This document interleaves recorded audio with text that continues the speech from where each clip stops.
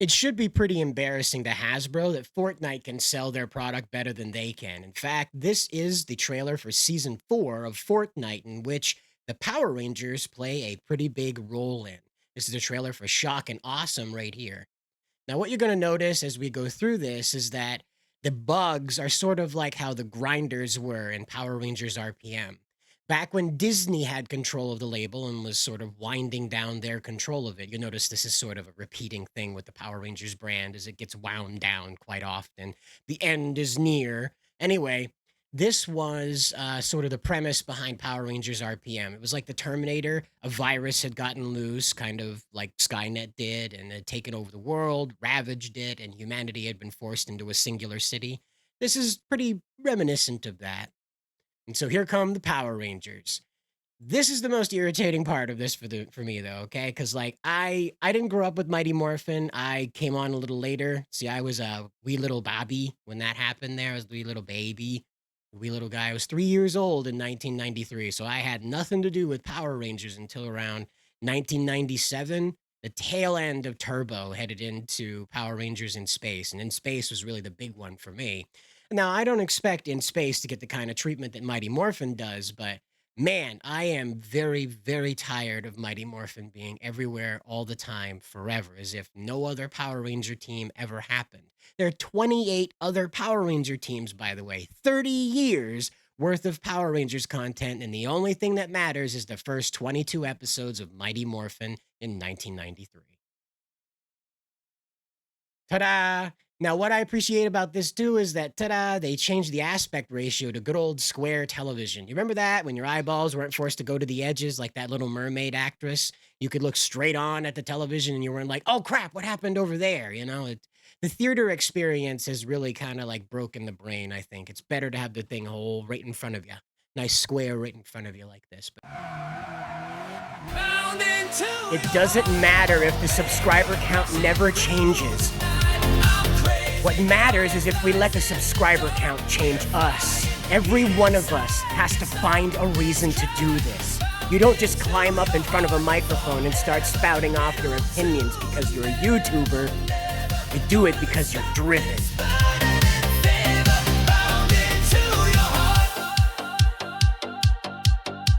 But here we go.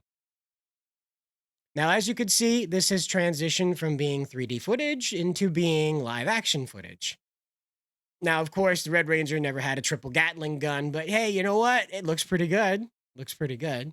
And as you can see, these are costumes that Fortnite made. Hey, maybe there'll be an auction. You'll be able to buy one of these bug costume monsters.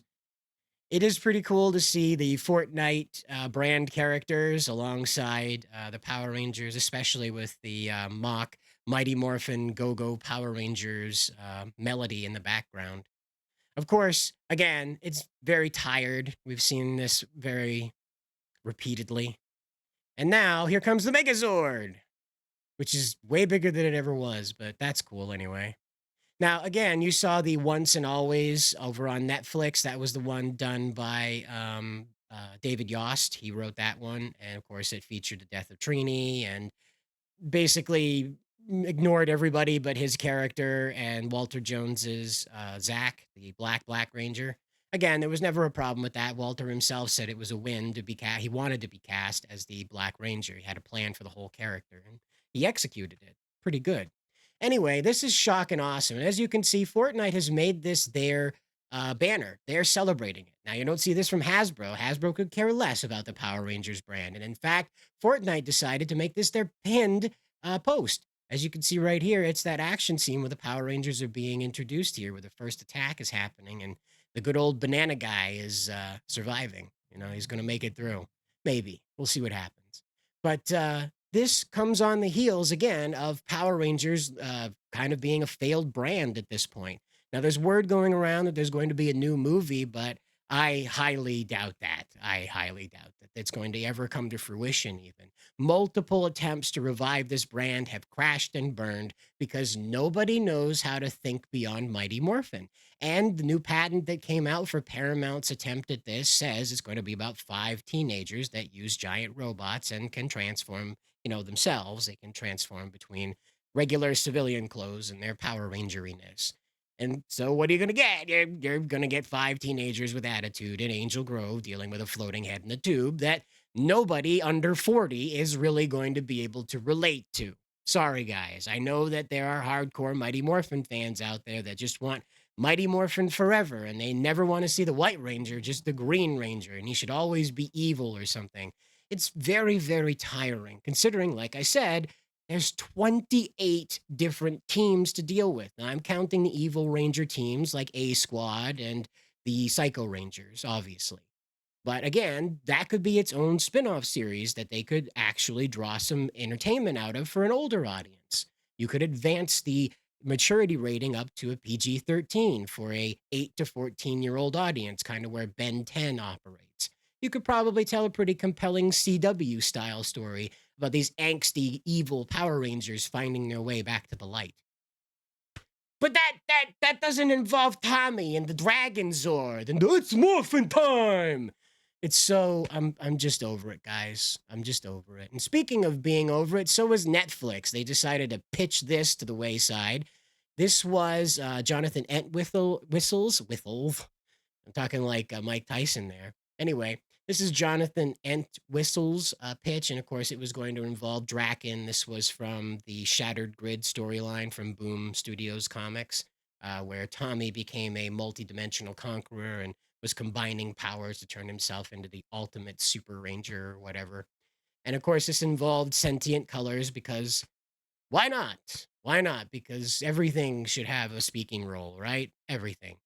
And that brings us to this headline right here. Saban Hasbro wanted Power Rangers to ignore the Sentai props and costumes that they felt were too silly for American audiences. Namely, among them was the Cheeseburger Morpher. Now, over in the Super Sentai footage, this is the Star Ninja. That's who this character is in the Sentai footage where he comes from, okay? This is from Ninja, all right? Don't get it confused in the comments. I trust you, okay? I'm trusting you with this one. Don't do it. Don't do it. Anyway, the Star Ninja is known as the American Ninja in the Super Sentai footage, and it's quite funny to see a Japanese man pretending to be an American trying to be a Japanese. It's very funny. I highly recommend that you at least check out the clips of his interactions with the other ninjas. I'm trusting you. Anyway, the cheeseburger morpher that he uses to transform is not to be a joke about America. It's mainly emblematic of American symbolism, okay? The cheeseburger is our most well known exported food, okay? We have McDonald's and Burger Kings and all other fast food places all over the world that showcase this. It didn't get started here. The cheeseburger didn't start in the USA, but we certainly made it our own. And this was not a commentary about, oh, those fat Americans, those burger Americans. No, no, no. This was about the symbolism of America and him being an American ninja. That's it. Now, on the other end, in the American footage, the Gold Ninja Steel Ranger is a country music singer. And so it would be very strange for him to be transforming with a cheeseburger.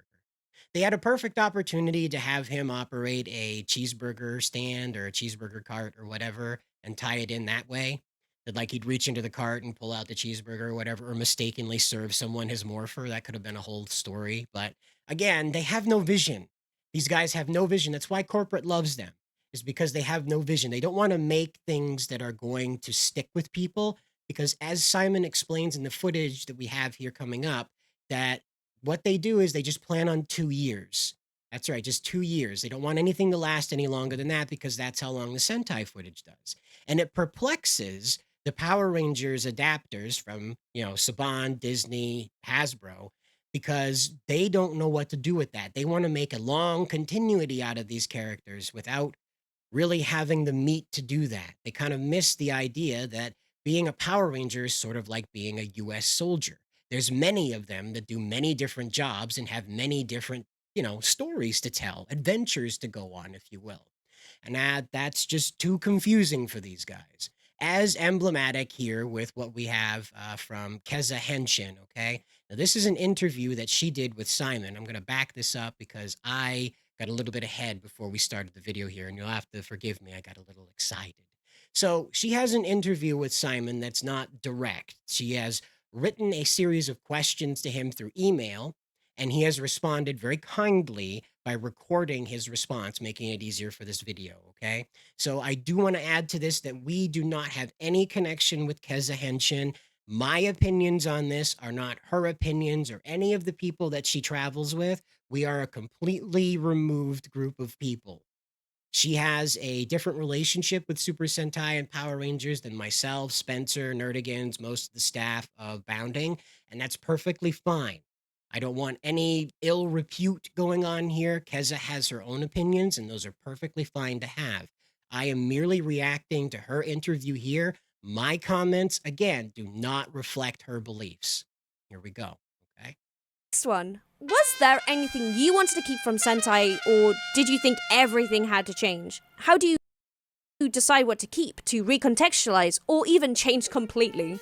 There are a lot. All right, so this is important. Now, I know I cut him off, but this is important because this is where he explains how, and he explains very honestly. I have to give him credit here. He explains the process by which corporate makes a decision, and then the adapters have to kind of accommodate that, no matter how awful that decision is. So I have to give him credit. He's being honest here. A lot of factors involved in this, and it depends on the season, I guess. We never think we're going to keep the story from the Sentai. It's always an original premise and story, but utilizing the design elements from Sentai.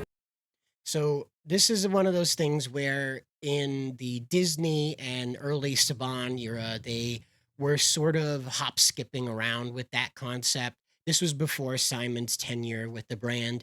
You might remember Power Rangers Time Force. That has a incredibly similar storyline to Time Ranger. It almost one for one mimics it, aside from a few episodes that they had trouble moving over topics about child death to the Power Rangers thing because of the rules with Power Rangers branding.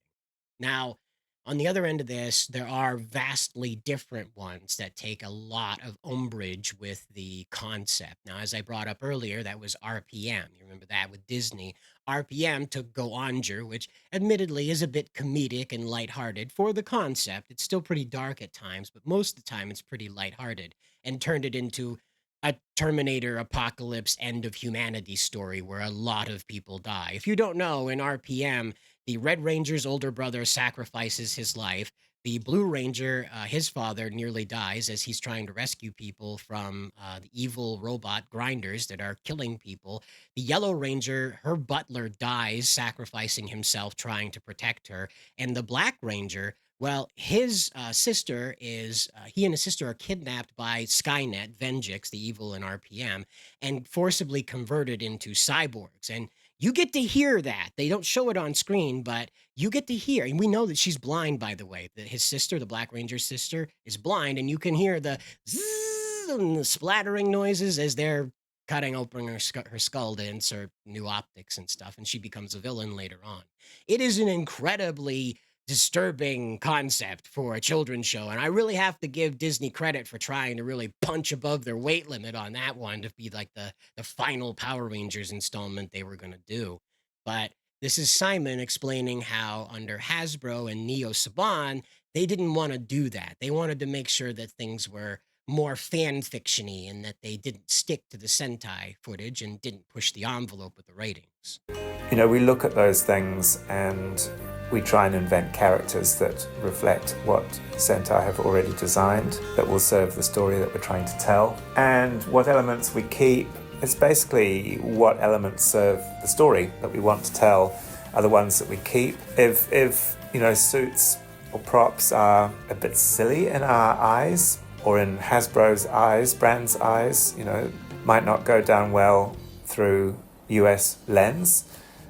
So he's bringing this up now. This is the part to pay attention to, okay? So let's drill in on this.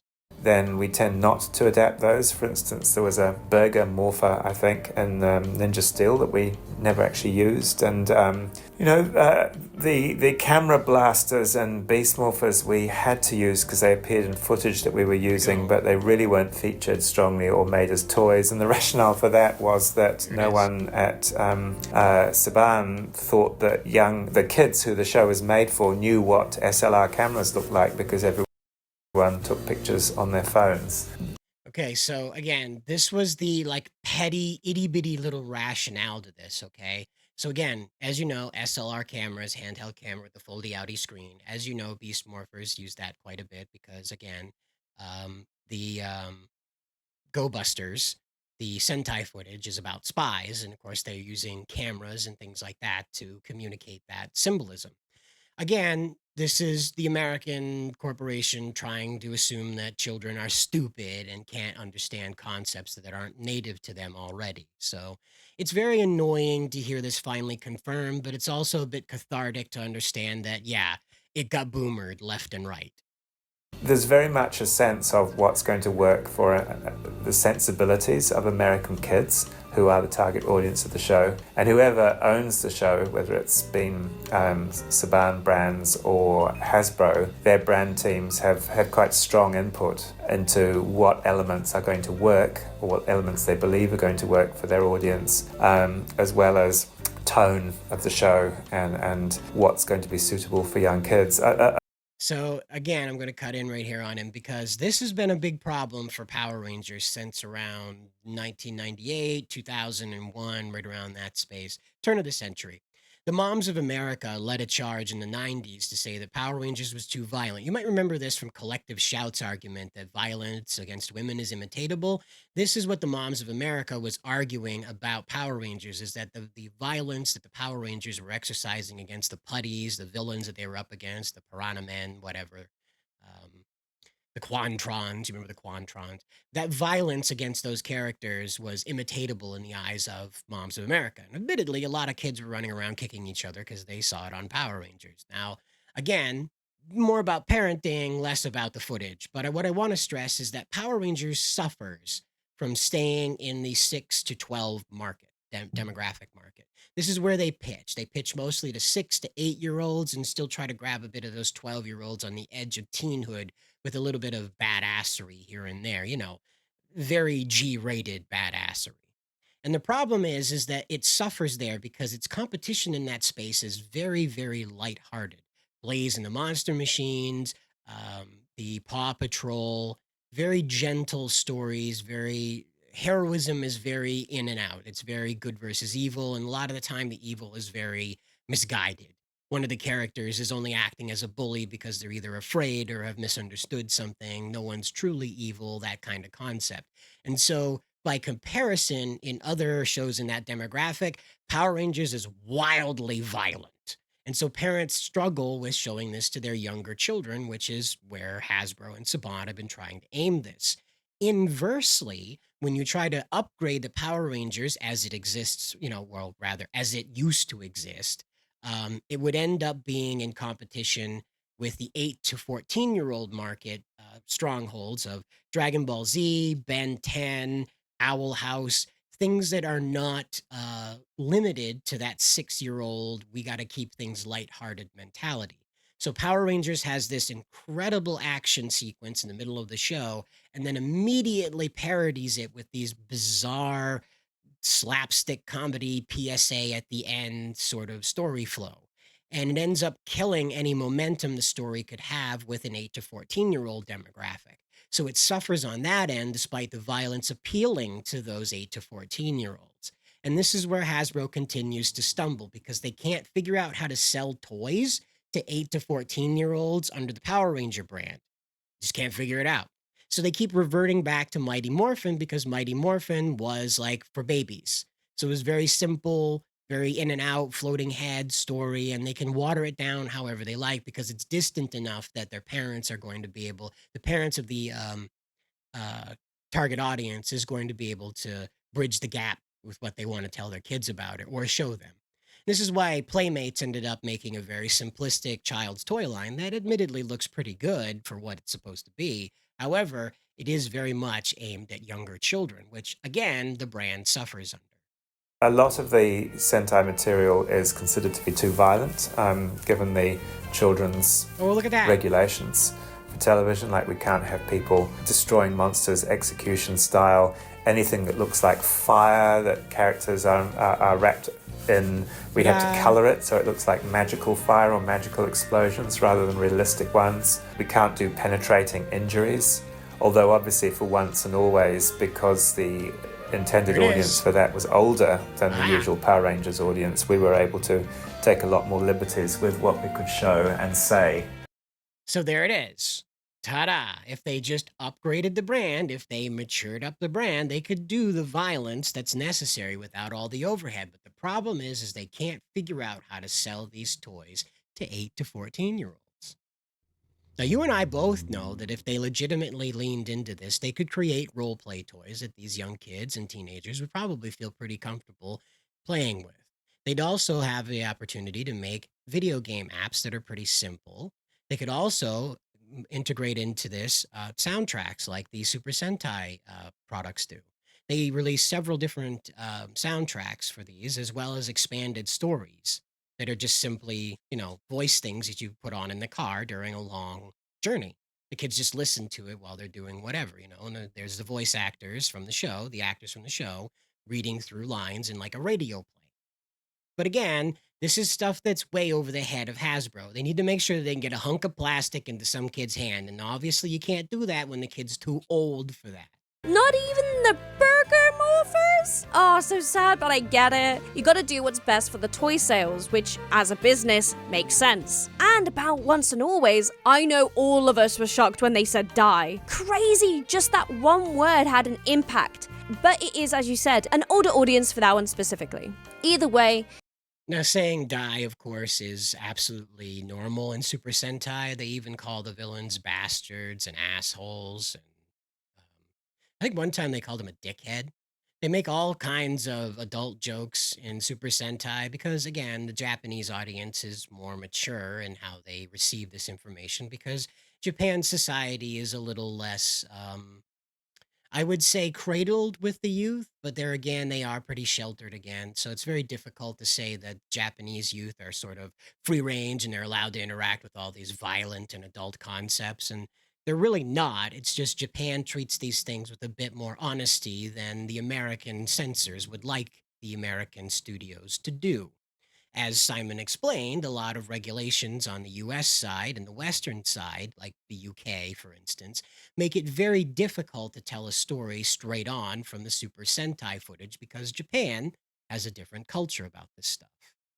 a few more questions left. On to Cosmic Fury now. What was the motivation of making the suits new for Cosmic Fury?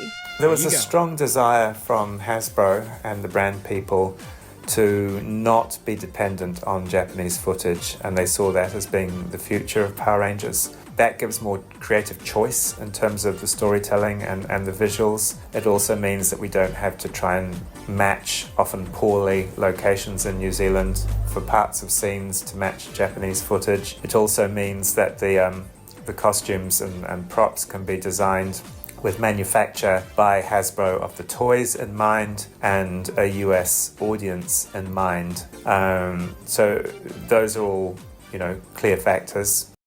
So what he's explaining here is that Hasbro decided, you know what? I don't want to keep copy pasting Bandai's toy designs because if you don't know, Super Sentai and Bandai are kind of linked at the hip. Bandai designs most of the giant robots. Toei comes in. Toei is the owner of Super Sentai. They come in and they design the suits and stuff, and they kind of shake hands in the middle about the weaponry. And what ends up happening is that now that Bandai America is no longer making these toys on the American side, which again blows my mind that they make these things twice, Hasbro has to take the Bandai designs and change them just enough so that they're not interfering with international copyright because Hasbro is not Bandai. What a surprise, right? So Hasbro came through and said, screw these Japanese people and their Japanese footage and their Japanese copyright laws. Let's make our own Power Rangers. The biggest problem with this, I mean, the biggest problem with this is that there goes the majority of your production budget. This is why Power Rangers was able to have such a higher quality of delivery than Super Sentai was for a great deal of time. Not just because America had more capability in the footage of, making department because of Hollywood and our obsession with, filming ourselves. It was also because they had 40% of the show to 60% of the show pre-made. So all they had to record was, again, 40% of the show to 30% of the show in order to bridge that gap. Simon explained that it got difficult in New Zealand trying to match footage, but as you remember in the American footage, they didn't really much care if they were in the middle of, a Japanese city all of a sudden. Little kids, they're okay. They have an imagination. They can link things together. They don't need one to one. It's the adult audiences that get picky about this, that notice the differences. The kids really don't. Go back into your little kid brain for a minute and try to remember Mighty Morphin Power Rangers. There were constantly hard throws to the Japanese culture because that's where the footage came from. Saban didn't care. Your little kid brain was like, well, that makes sense. They do karate. Why wouldn't there be Japanese people around? It's California. And so when you see like a large group of Japanese people running away from a monster, your brain was like, yeah, that's normal. That's just in little Tokyo. That's in Chinatown. Your little brain didn't, your little kid brain didn't ask a bunch of stupid questions. Your adult brain does. And so this is another problem that they have with this whole thing is that making their own footage is way too expensive, and that's ultimately what killed this effort. He won't admit that because Hasbro's still got this idea in their head, and I think he's still under contract with them. If not, might want to get back in with them because, they tend to pay people with his politics pretty well. I'm going to leave this interview though. I'm just going to talk to you about the problem with Saban and Hasbro and Disney now, okay? So you could tune out if you'd like. But the biggest issue is with these properties as transformed by these different corporations is that they continue to miss who this is aimed at. Power Rangers is a violent property, okay? Violent. There are exploding monsters, there's swords, there's guns, there's giant robots that punch each other. There's explosions. I may have said that twice already. Let me say it a third time. There's explosions. Okay. And as you heard from Simon, they have to change all of that because of children's television regulations. This is why Hasbro wanted to get in and be like, wow, we might as well make our own stuff from the ground up. What could go wrong? Then Cosmic Fury happened. And this is the problem that they keep repeating is that they think they can do it better. They think they're smarter than the Japanese, and they don't need to be.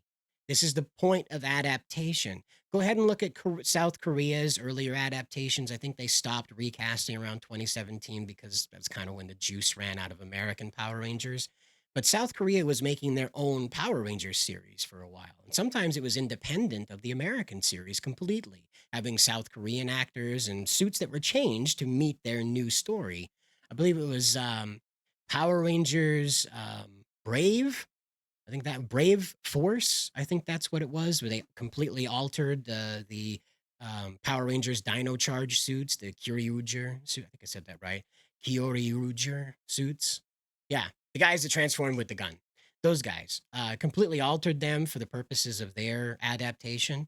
So again, if the willpower is there to make these things unique, it can be done. But the problem is that Hasbro decided they were going to pull the lever on we could do it better and ended up bankrupting the whole effort in the process because again, it's not profitable to try and make your own tokusatsu in the United States because the infrastructure isn't there for it. Toei has been doing this for better part of 50 years. So they have the infrastructure. They own a gravel pit, for goodness sakes. That gravel pit where everybody shows up to, clap some cheeks. They start throwing hands. Yeah, that Toei owns that. That's the Toei gravel pit. You go there. You can actually go there and like take pictures at the Toei gravel pit. It's real. They actually own that. That's real. Anyway, along with that, they have like a whole manufacturing background that goes with the suits, the rubber suits for the monsters. Of course, Bandai's involved with the construction of the giant robot suits. Not just the toys, they're involved with the giant robot suits as well. So when you see those giant robots doing all those cool things, well, Bandai's involved with making that possible. The special effects teams, that's a whole ecosphere over there that just doesn't exist here in the United States. And so Hasbro was like, well, we'll just do it all. We'll just ground up all this whole thing. No problem. Whatever. It can't be that hard. And it was. It was. And it killed the brand. And this is how we finally know that the meddling with the process of adaptation caused a lot of this. Simon, his team, Hasbro and Saban both screwed this up because they believed they could reinvent the tokusatsu wheel. And they don't need to. My hope is that Power Rangers ends up being retired. At the end of the day, this brand is so threadbare thanks to trying to revisit Mighty Morphin at every turn that there's just no energy left in it anymore. Most people just look at this and expect a Red Ranger and a Green Ranger to beat the hell out of each other at some point, and it's very dull. It's very dull. And so rather than repeat that into the end, the heat death of the universe, right? The end of time, let's just let it rest. And hopefully a new American tokusatsu will be born out of it that maybe does do everything from the ground up, but in the process builds the infrastructure necessary to keep that process going. But as always, guys, you're going to have to let me know what you think down in the comments below. And good luck out there.